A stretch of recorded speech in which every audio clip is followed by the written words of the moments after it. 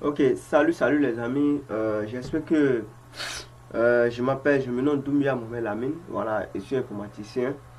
Et aujourd'hui, on va apprendre beaucoup sur le langage Python. Mais le but de cette formation, plus tard, c'est de vous amener à vous intéresser à la data science. Parce qu'aujourd'hui, on constate que c'est un métier qui est de plus en plus demandé sur le marché aujourd'hui. Est-ce que vous comprenez? Mais pour maîtriser ce métier-là, il y a un langage très important qu'il faut maîtriser, qui est le langage Python. Pour toutes les personnes qui sont intéressées par l'IA, l'intelligence artificielle, vous devez maîtriser le langage Python. Parce que c'est un langage qui est très utilisé dans ce domaine. Donc ici, nous allons découvrir tout ce qui concerne le langage Python. Tous les petits secrets. Et dans tout métier, il y a un secret. Voilà. Dans le milieu de l'informatique, du développement, il y a tellement de choses qui sont en même temps. Mais la question est, est-ce qu'on mémorise toutes ces choses? Est-ce que les développeurs mémorisent toutes ces choses? Donc, pour ceux qui vont suivre la formation jusqu'à la fin, voilà, ils auront un secret, le secret que tous les développeurs vous cachent. Quel est le secret? Est-ce qu'on mémorise tout? Mais comment on fait pour se repérer en fait? Quels sont les secrets cachés? Parce que le fait de bosser par cœur, on ne bosse pas le code par cœur, mais comment faire en fait? Donc, suivez bien et mettez en pratique ce qu'on va apprendre ici.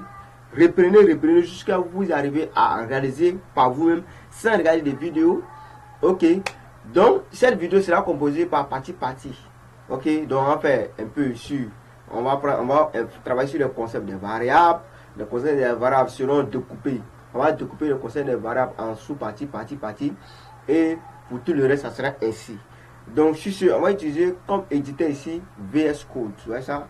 Donc, je dois créer un fichier qui est dedans. Voilà, VS Code. Donc, à la base, pour cette formation, il faut maîtriser les bases de langage et il faut maîtriser les bases de HTML, CSS. Pourquoi? Parce que tout programme est à la base de ça en fait. Voilà, j'aime pour que tu aies un peu l'idée de tout ce qui est comment créer un fichier, comment créer un dossier. C'est pas si j'avais vous apprendre.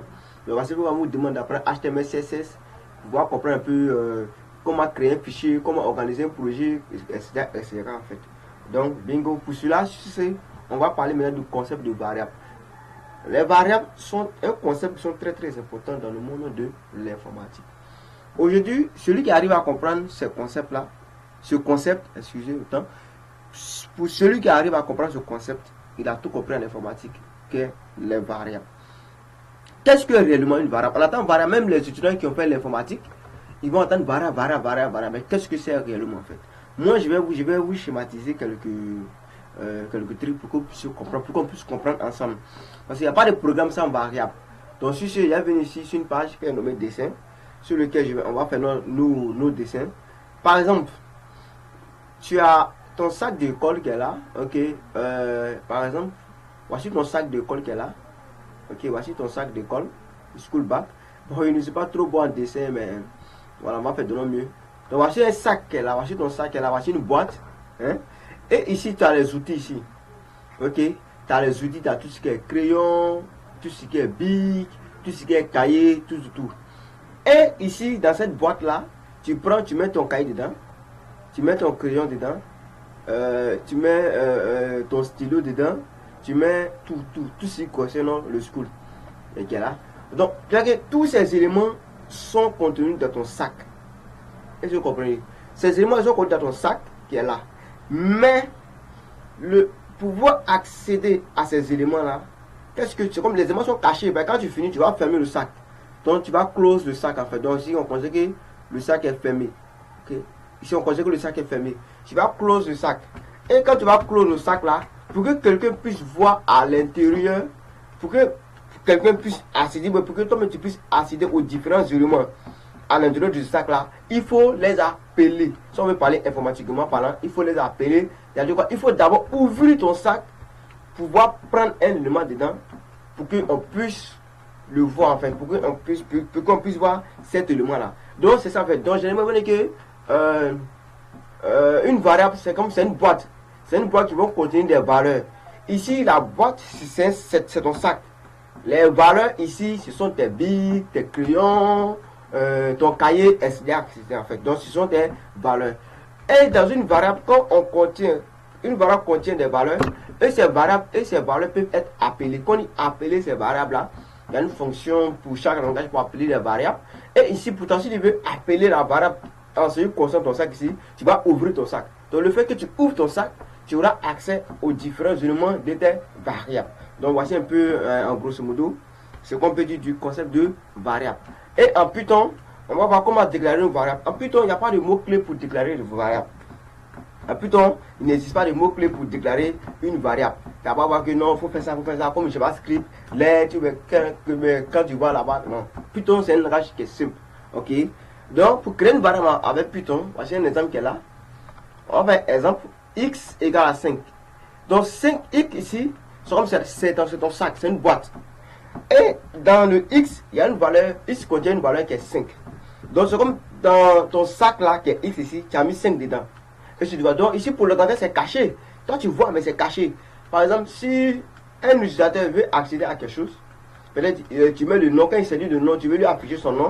Par exemple, quand vous partez sur les applications, on affiche votre nom, bonjour monsieur, bonjour monsieur Doumia, comment, bienvenue sur l'application. Ici, c'est contenu dans une variable. Est-ce que tu vois? Donc, pour que toi, tu puisses avoir accès à ça, voici la valeur qui est là. Il faut d'abord que tu ouvres, tu ouvres ton sac, n'est-ce pas? Donc, ici, c'est un peu ça. Donc, x est égal à 5, y est égal à John, et on dit print x. Donc, le fait d'ouvrir ton sac là, en Python, on va utiliser une fonction qu'on appelle print. La fonction print nous permet de voir afficher le contenu d'une variable. Allons simplement. Donc, le print ici, il va nous permettre de voir afficher le contenu d'une variable. Comme ici, dans le cas de ton sac, c'est quand tu ouvres ton sac que tu vas avoir accès au contenu des éléments dans ton sac. Donc, quand il dit print x, c'est comme il dit quoi? Print, ok, il faut m'afficher la valeur 5 qui est contenue dans x. C'est pas x qu'il faut afficher, mais la valeur 5 qui est contenue dans le x, c'est ça, moi, j'ai vu. Quand il faut m'afficher y, c'est comme il faut m'afficher la valeur John qui est dans y. Donc, une variable, on appelle ça assigner une variable, en fait. Donc, tu vois d'abord, une variable, quand tu déclares une variable, tu lui donnes une valeur. Et si tu vois. Donc, on va venir dans le code. Ici, nous sommes dans notre VS Code ici. Ok, nous sommes dans notre VS Code. Donc, ici, on va créer une variable qu'on va appeler par exemple name. Donc, une variable, quand on va aller en profondeur, on va voir comment nommer des variables. Ok, ça serait un sous-chapitre, comme je vous l'ai dit. Donc, ici, on peut dire que par exemple x, alors x égale à 5. Donc, x ici, il n'y a pas de point virgule ici. Hein. Voilà, le syntaxe c'est tellement simple en Python. Donc, x égale à 5. X égale à 5 quoi? Égal ici, c'est pas égal des mathématiques que vous connaissez ici. Égal ici, c'est égal d'affectation. C'est-à-dire quoi? Je dis que x ici là, comme toi tu es ma boîte, tu es mon sac ici là, moi je prends la valeur 5 et je te mets. Et je mets dans mon sac et je mets dans le x là. Donc x, toi qui es le sac là, tu auras pour valeur 5. Et si tu vois, tu auras pour valeur 5. Donc x égale à 5, c'est-à-dire que ce n'est pas égal de mathématiques que vous connaissez, mais c'est égal d'affectation. C'est comme on a fait 5 à x. Donc si je veux avoir accès à cela, je vais dire print x. Il n'y a pas de print 5, il y a dit print x. Print, comme il a dit, c'est une fonction qui permet d'afficher un message. Donc en un mot, qui permet d'afficher le contenu d'une variable. Donc ici en Python, quand tu finis de faire ça, comment appeler? Python c'est un langage orienté objet. C'est pas comme HTML, pour ceux qui savent HTML, quand il y a un live server, quand tu cliques, ça soit en même temps. Non. Ici, c'est à travers les lignes de commande. Donc tu viens dans ton terminal qui est là. Pour ouvrir le terminal, tu vas venir dans le terminal qui est là. Quand vous allez venir ici là, quand vous allez venir ici, vous pouvez expliquer le terminal. Mais pour ouvrir le terminal, moi j'ai un raccourci que moi j'utilise, CTRL-J.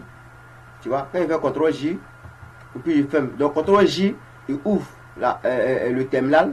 CTRL-J aussi, il ferme le terminal. Est-ce que vous voyez? C'est parce que le code est ici. CTRL-J, CTRL, voilà. Regardez, toggle panel. Donc, sous le maîtrisez, vous venez ici. 1, 2, 3. Troisième, vous cliquez, vous allez voir toggle panel. Vous cliquez, ça ouvre un terminal. Donc, ça ferme le terminal. Donc, ici, on va appeler la variable, comme on a bien dit. Donc, on dit Python. On appelle Python d'abord. Moi, regardez ici, mon fichier est nommé va.py. Le fichier est dans le dossier cours Python. Est-ce que vous voyez? Et dans le cours Python, il y a un fichier qui est appelé va.py. Donc, tous les fichiers de Python doivent se terminer par py, en anglais. Donc tous les fichiers de Python que vous allez créer là, ça doit se terminer par pi. Donc toto.py, mon fichier .py, ça doit se terminer par pi. C'est là maintenant que le VS va comprendre que vous allez exécuter votre code avec Python. Donc il dit Python, il appelle mon fichier qui est var.py. Donc je lui dis quoi? Ok, ici dans, regardez le répertoire, ici dans le répertoire C. Ok, mais quand je fais ceci dans slash coup Python, je suis dans mon dossier coup Python. Vous devez être forcément dans votre dossier, dans le dossier dans lequel vous avez créé votre fichier. Sinon, ça ne va pas marcher. Et si vous comprenez. Donc, si je fais ça, il m'a fait 5. Voici la valeur de 5 qui est là. Et vous voyez. Mais comme je vais dire qu'il faut rester dans le dossier. Par exemple, si je clique dans le dossier, coup Python, et puis je fais Python var.py, j'aurai une erreur. Il dit no such file or directory. Il dit il n'arrive pas à trouver le fichier .py. Or ici, je ne suis pas dans le dossier. Vous voyez que quand vous venez dans mon terminal, je suis dans desktop tout simplement. Dans mon C, quand vous venez dans mon C, je suis dans desktop. Mais je ne suis plus dans le fichier quoi. Je ne suis plus dans le fichier coup Python. Coup Python est le dossier en fait. Je ne suis plus dans le dossier coup Python. Or c'est dans le dossier coup Python que j'ai un fichier qui appelle var.py. Donc c'est pourquoi quand moi j'appelle var.py ici, hein, quand j'appelle var.py, il nettoie un peu. Quand j'appelle var.py là, il me dit lui il ne trouve pas le chemin.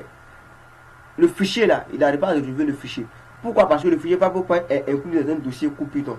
Donc il faut que je sois forcément dans mon dossier. Je vais faire cd ou Python. Ne vous trompez pas du nom en fait. Ne vous trompez pas du nom. Voilà, si vous trompez du nom, c'est pas bon. Donc il m'a fait 5 tout coup. Donc voici comment déclarer une variable. Une variable, on va voir dans un autre chapitre. Ok. Ici, je peux dire par exemple nom. Oui, je peux dire par exemple mon nom égale à quoi? Mon nom égale à Toto. Et ici, moi, il va afficher Toto. Il dit print Toto. Print quoi? Mon nom. Il ne peut pas dire print Toto. Vu que Toto est inclus dans un sac qui s'appelle mon nom. Toto là, c'est une valeur. Ok? C'est une valeur qui est inclue dans mon sac qui s'appelle mon nom. Mon sac ici, c'est mon nom. Mon nom, c'est mon sac. C'est une boîte. Voilà. Donc, si je viens ici, il fait ça. Python var.py et il affiche 5 Toto. Et je comprends. Donc, on va, je vais donner un petit exercice et puis je vais couper. Dans une prochaine vidéo, encore sur les variables, on va voir maintenant, on va résoudre ce problème. Donc ici, le problème c'est que quoi ici? Ici, je vais vous dire ici de créer, je vais écrire, créer, ok, créer une variable name, une variable name, une variable name, une variable classe et une variable school. Et je vais créer une variable name class school, ok, et donner à chaque variable une valeur et afficher. Voilà, mettez en commentaire pour ceux qui vont réaliser ce problème là, mettez en commentaire. Voilà, mettez en commentaire. On dit créer une variable qui va avec name, class, school, donner à chaque variable une valeur et afficher. Donc la valeur que vous voulez, vous donnez et vous affichez. Donc pour ceux qui arriveront à résoudre ce problème, félicitations à vous. Mettez en commentaire, bingo, pouce, ok. Voilà. Pour ceux qui n'ont pas arrivé encore à suivre dans la vidéo suivante, dans la vidéo qui va suivre ici, on va essayer de résoudre cela. Mais si après tout ce que j'ai expliqué, vous pouvez regarder. Ne regardez pas pour moi, essayez de faire par vous-même. Cela va vous aider à voir simuler les choses facilement.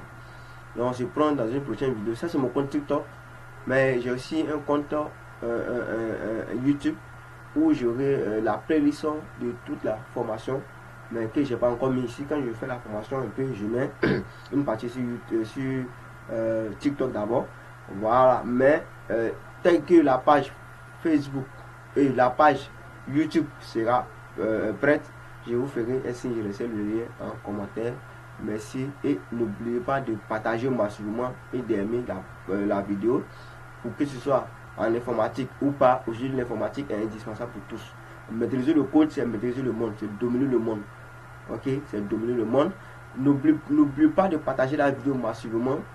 Ok, goodbye, on se prend dans une prochaine vidéo.